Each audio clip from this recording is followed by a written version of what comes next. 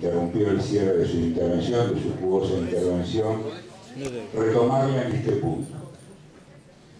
Él efectivamente al final de su intervención se planteaba, nos planteaba cuáles habrían de ser las características de ese frente social y político que, bueno, que de alguna manera está en ciernes en la sociedad.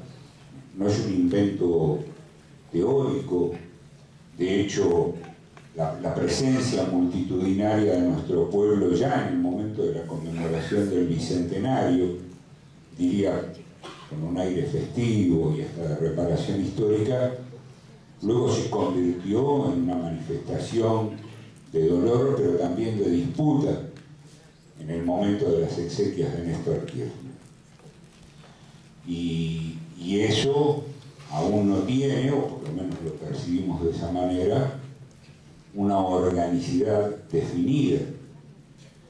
Preguntarse por las razones de ello y al mismo tiempo aportar otras preguntas para la constitución de algo que está siendo instituido con la presencia multitudinaria del pueblo en las calles y en las plazas, es probablemente una tarea que nos debemos. Creo yo que en la intervención que acabamos de escuchar de Félix, y aún en lo que se enlaza de esta intervención con lo que Horacio nos planteaba, hay una pregunta que no deberíamos omitir ni siquiera en esta octava carta. De hecho, hay algo que está ocurriendo y que el Estado como tal no logra verificar, o si lo hace al modo y a la usanza del viejo orden. Pero hay algo que está ocurriendo en la sociedad que no alcanzamos a dimensionar con precisión, con claridad, tal vez ni siquiera a ponerle nombre y apellido porque no podemos.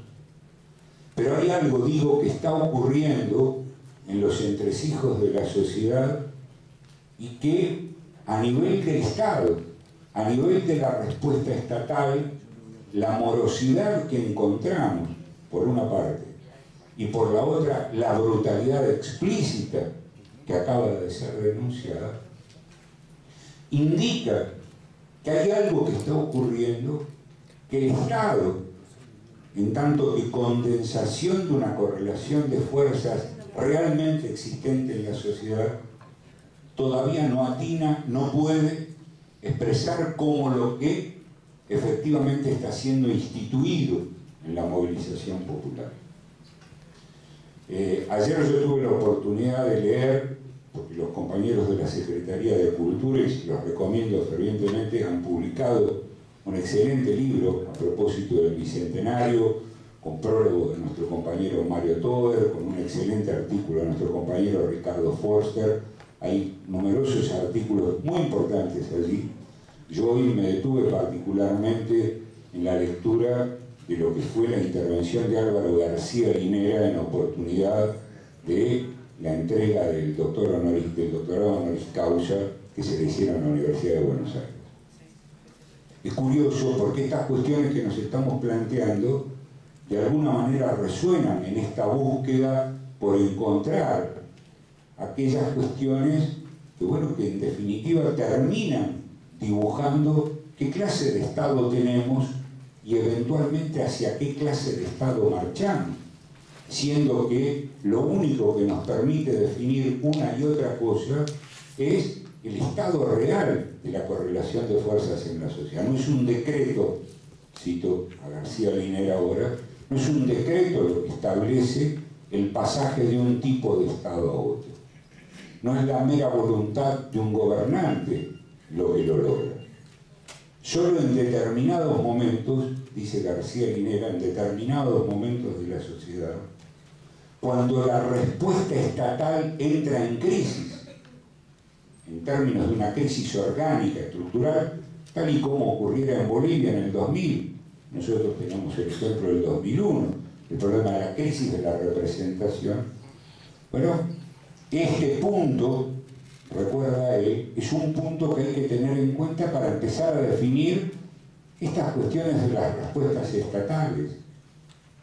El problema que nosotros tenemos es un problema no el de Cáceres, el problema que como pueblo tenemos a la hora de definir en qué consiste esto, es que de un modo u otro estamos sintiendo, estamos percibiendo, estamos intuyendo que hay algo que se ha instituido con la movilización popular a contrapelo de las maniobras destituyentes del 2008, que es la necesidad de que la sociedad avance, de que esta época histórica avance, de que esta época histórica se profundice. Esto es lo que efectivamente está instituyendo la movilización popular. El problema, y yo creo que Horacio lo ha señalado y nunca estará de más subrayarlo, estas muertes populares, la de Roberto López, la del hermano Pilagá, el día siguiente a 100 y poco de kilómetros de la Primavera, en un accidente que no fue tal porque fue matado por un policía.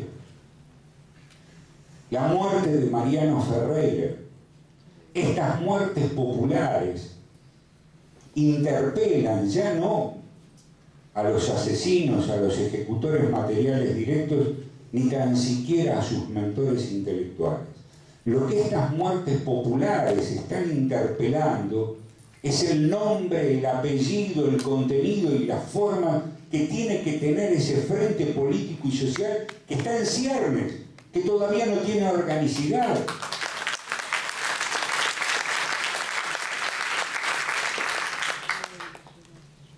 Y creo yo que estas cuestiones no pueden ser omitidas por nosotros. Es verdad, es dificultoso abordarlas. No solo porque tenemos y provenimos de, como siempre decimos, de múltiples biografías, miradas, lecturas, experiencias políticas, etcétera, etcétera, sino porque es un momento crítico del avance de todo un pueblo. Es un momento en el cual este pueblo necesariamente tiene que resolver las formas y el contenido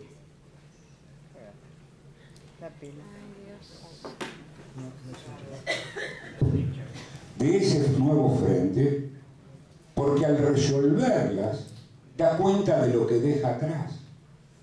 Y yo también quiero ponerle nombre y apellido. Resolver esto significa dejar atrás a los infran. Dejar atrás esto y definir significa no tolerar que en un marco en el cual se vienen ampliando sistemáticamente los derechos civiles, ciudadanos y sociales, y que esto abarca importantes sectores de la sociedad, los jodidos de siempre sean los que acabamos de recibir en esta asamblea. Es intolerable. Pero para esto es imprescindible dejar atrás lo que debe quedar atrás. Y este momento,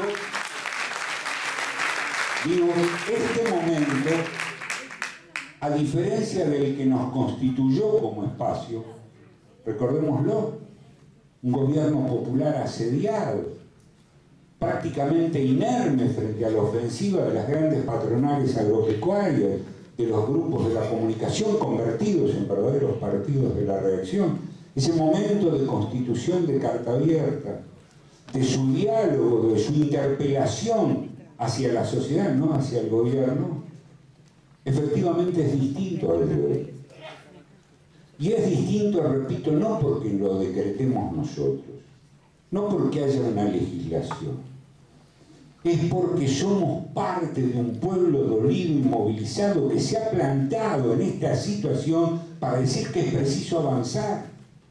Y este avance requiere ponerle nombre y apellido, si no a todos, por lo menos algunas cosas imprescindibles para que este avance se realice en términos históricos. Yo creo que la propuesta de Horacio recoge esta preocupación.